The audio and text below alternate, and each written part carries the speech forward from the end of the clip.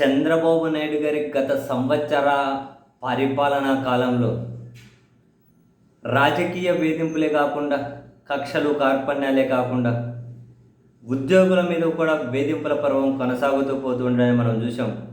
చిన్న చిన్న చిరుద్యోగులు అయితే వీళ్ళ ప్రెజర్ వేధింపులు పడలేక ఆత్మహత్యలు చేసుకున్న వాళ్ళు, ఆత్మహత్య ప్రయత్నాలు చేసుకున్న వాళ్ళను కూడా లెక్కలేనంత మందిని చూసాం. అయితే తాజాగా ఒక మండల మెజిస్ట్రేట్ అంటే తహసీల్దార్కి కూడా ఈ వేధింపులు తప్పలేదు అని చెప్పి అర్థమవుతూ ఉంది.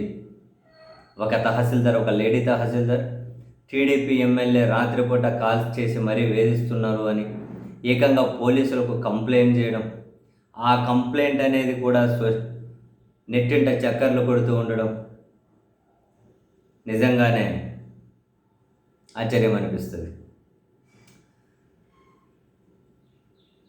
పార్వతీపురం టీడీపీ ఎమ్మెల్యే బోనెల విజయచంద్ర తనను వేధిస్తున్నారని, అసభ్య పదజాలంతో ఫోన్లో దూషించారని సాక్షాత్తు ఒక మండల మెజిస్ట్రేట్ ఆవేదన వ్యక్తం చేసి పోలీస్ కంప్లైంట్ ఇవ్వడం ఉద్యోగ వర్గాలను విస్మయపరుస్తుంది అంటూ పత్రికలు కథనాలు రాసుకుంటూ వచ్చాయి. ఈ నెల 15న రాత్రి 9:59 పార్వతీపురం ఎమ్మెల్యే తనకు వాట్సాప్ కాల్ చేసి మహిళ అని చూడకుండా మాటలకు అందని పదజాలంతో నన్ను దూషించారు అంటూ పార్వతీపురం ఎస్ఐకి స్థానిక తహసీల్దార్ వై జయలక్ష్మి ఫిర్యాదు చేస్తున్నట్లు ఒక లేఖ బయటకు రావడం కలకలం రేపుతోంది. శుక్రవారం మధ్యాహ్నం జిల్లా రెవెన్యూ అధికారి హేమలత, సంయుక్త కలెక్టర్ శోభికాలను కలిసి కూడా తన ఆవేదన వినిపించినట్లుగా తెలుస్తోంది.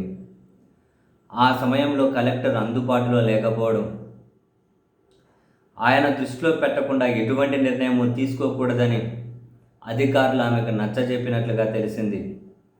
ఇదే విషయమై తహసీల్దార్ వద్ద మీడియా ప్రతినిధులు ప్రస్తావించగా, ఉన్నతాధికారుల దృష్టిలో పెట్టకుండా తాను ఏ విషయము బయటకు చెప్పలేనని, తర్వాత తానే పిలిచి చెబుతానని అక్కడి నుంచి తహసీల్దార్ వెళ్ళిపోయారు.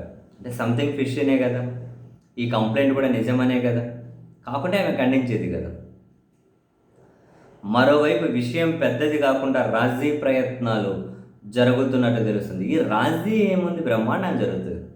అవసరమైతే ప్రభుత్వ పెద్దలు రంగంలో దిగుతారు, ఇళ్ళకి పిలిచిన రాజీ చేస్తారు. ఆల్రెడీ ఇటువంటి చరిత్రలు ఉన్నాయి కదా.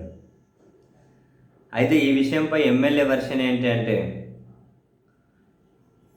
ఇదే ఘటనపై పార్వతీపురం టీడీపీ ఎమ్మెల్యే బోనెల విజయచంద్ర స్పందించారు. తహసీల్దార్ మీద అవినీతి ఆరోపణలు రావడం వల్లే ఫోన్ చేసి అడిగానని, పార్వతీపురం మండలంలోని ములగ గ్రామానికి చెందిన రైతుల వద్ద నుంచి డిజిటల్ సిగ్నేచర్ కోసం 10 లక్షలు ఆమె డిమాండ్ చేసినట్లు తెలిసిందని, అందులో ఇప్పటికే 2 లక్షలు కూడా ఆమె తీసుకుందని పలువురు నాకు చెప్పారని, అందుకే ఆమెకు ఫోన్ చేసి గట్టిగా అడగాల్సి వచ్చింది అని టీడీపీ ఎమ్మెల్యే చెబుతూ ఉన్నారట. నిజాలేంటి, అబద్ధాలేంటి, వాస్తవాలేంటి అన్న కథ కాసేపు పక్కన పెడితే, మొత్తం మీద ఏదో ఒక సంఘటన, చిరుద్యోగుల దగ్గర నుంచి పై స్థాయి వరకు, రాజకీయ కక్షల దగ్గర నుంచి మరికొన్ని వరకు, అండ్ టీడీపీలోనే అధికార పార్టీలోనే వాళ్ళకు వాళ్ళు ఒకరొకరు దాడులు, హత్యలు చేసుకునే వరకు, రోడ్డు మీద వాళ్ళే అధికార కూటమిలో వాళ్ళే కొట్లాడుకొని కలబడే వరకు, ఒకటేమిటి ఈ సంవత్సర పాలనలో జరిగిన సంఘటనలన్నీ నిజంగానే ఒక కేస్ స్టడీ అవ్వ.